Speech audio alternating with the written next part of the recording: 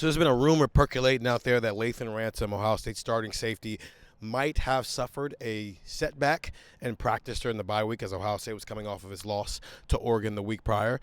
And now we're wondering whether or not Lathan's going to be available against Nebraska this week. I'm Stephen Means. That's Andrew Gillis. And that's Stefan Krajisnik. Ryan Day got flat out asked about Lathan Ransom, and he did what he always did. We're not going to go into injuries right now, which typically means something happened. We don't know how serious it is or isn't, but then I followed up with asking about Ohio State's safety depth right now. And, Stefan, it doesn't sound great, at least like the way he was talking about things. They have options, but I don't know how confident they are in those options. Yeah, I think you asked him specifically just about kind of DB depth, and he said, well, at corner we've got some depth. At safety we've got some options.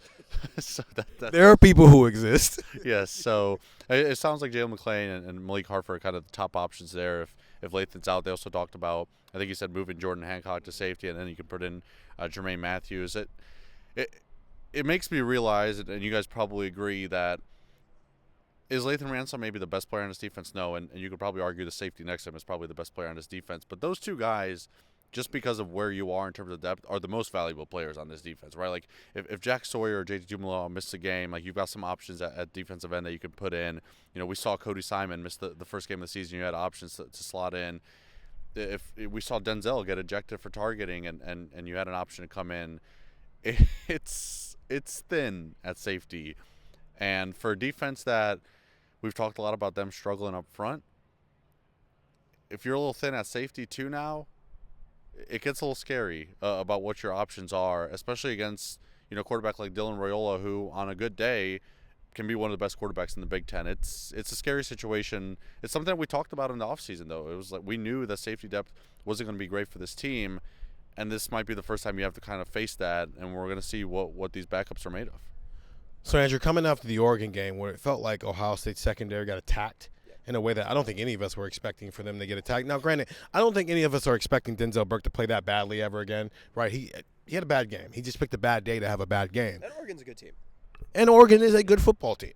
We didn't know that Dylan Gabriel could push it down the field like that, but Oregon is a good football team. They are the number one team in the country right now. But we're talking about value right now. And I think if we had a list of Ohio State's most valuable players, to Stefan's point, there's best player, then there's most valuable. I think Lathan Ransom would be high on that list of most valuable players.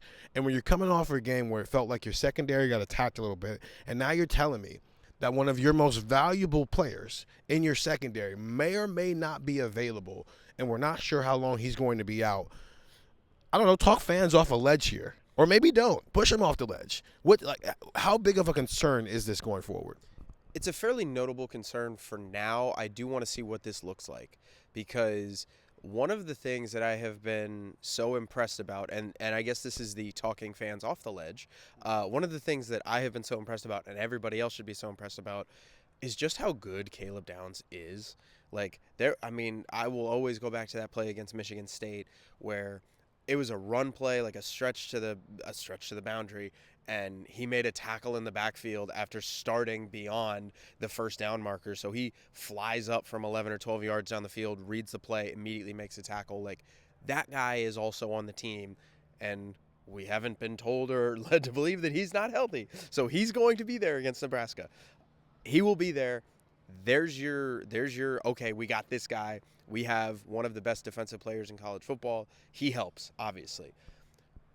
Where it gets questionable for me is not only who you are putting in, it is how that changes the rest of your defense. Because one of the things that I think none of us expected was, one, to Oregon to throw deep, and two, Oregon to have success throwing deep like they did. So what do you do to stop deep passes, as Will Howard said?